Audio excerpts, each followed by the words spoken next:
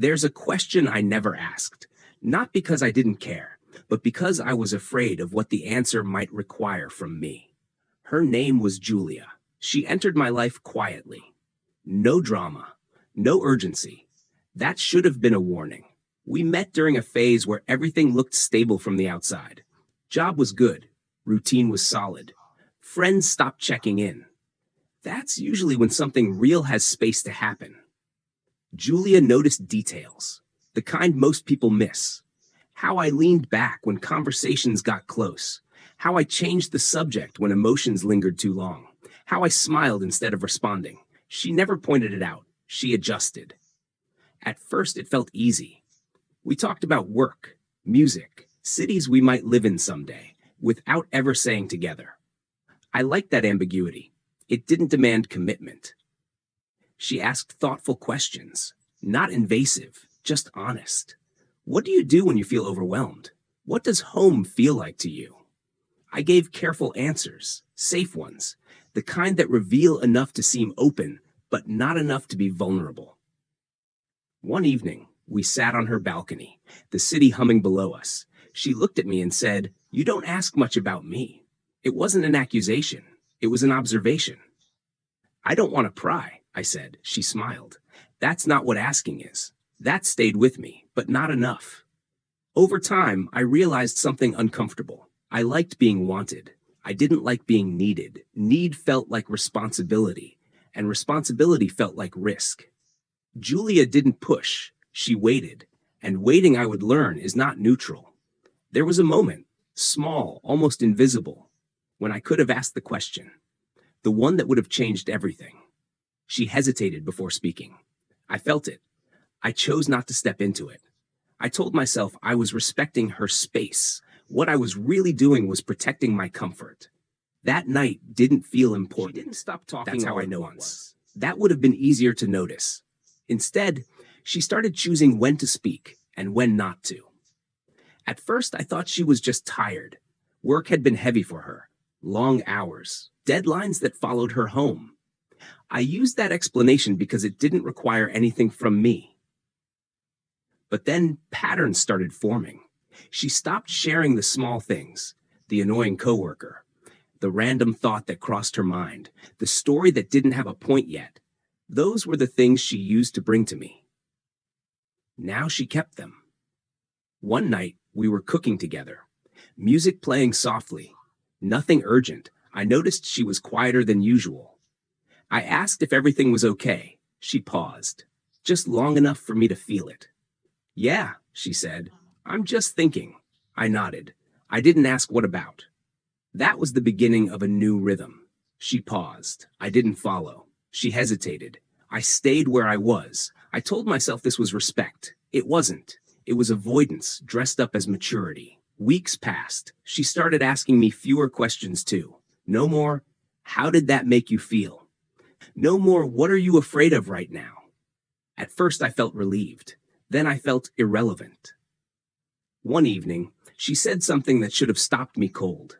"I feel like I'm always reaching toward you," she said, "and you're always just far enough away to make it unclear whether I should." Her voice wasn't sharp. That made it worse. I defended myself with logic.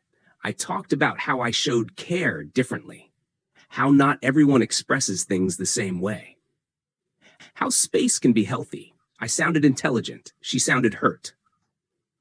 "I'm not asking you to change who you are," she said. "I'm asking you to let me know you're actually here." That word again. Here. I promised I'd try. I meant it. In the way people mean things when they don't fully understand what's being asked. I started checking in more, sending messages, making plans. On the surface, I was more present. Underneath, nothing had shifted. She felt it. People always do. One night, she told me about her childhood. Not casually, carefully. About the way silence used to mean something bad. About learning to read rooms instead of trusting words. She waited for me to respond. Not immediately, but eventually. I said, "That must have been hard." It was true. It was also insufficient. She nodded, and something closed. I realized then that questions aren't just curiosity, they're participation, and I hadn't been participating. The more she withdrew, the more I convinced myself we were stabilizing. Less tension, less heavy talks. Peace.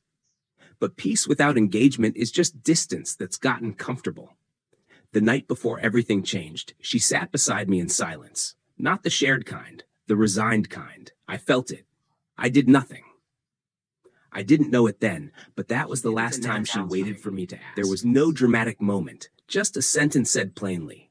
I think I need to stop waiting for you to ask. We were sitting at her kitchen table. Morning light, coffee going cold. Nothing about the scene suggested an ending. That's what made it real. I asked what she meant. Finally, she looked at me for a long moment. Not angry, not sad, certain. I've been making space for you, she said. I just realized you never stepped into it. I wanted to explain. I wanted to tell her about fear, about not wanting to do things wrong, about how asking felt intrusive. None of that mattered anymore. I didn't know what you needed, I said. She nodded. That's because you never asked. The silence that followed wasn't heavy. It was clear, like a room after furniture has been moved out. She packed slowly, not because she was unsure, because she was respectful of the time we'd shared. I watched. That was all I knew how to do. After she left, I replayed everything. Not the arguments, the pauses, the moments where curiosity could have changed the direction. I realized something uncomfortable. Love isn't about not hurting someone. It's about being willing to step into discomfort with them. Weeks passed. I noticed how often I avoided asking people real questions, how often I chose neutrality over engagement. It felt safe. It was lonely. One night, I caught myself starting a text to Julia. Then I stopped. This wasn't about fixing things. It was about finally understanding them. She didn't leave because she wanted more from me. She left because she needed less distance, and I had made distance my default. Now, when someone pauses, I lean in. When something feels unspoken, I ask. Not perfectly, but intentionally. The question I never asked didn't disappear. It became a lesson. Some answers only come when you're finally willing to hear them, even if the person who needed you to ask is already gone.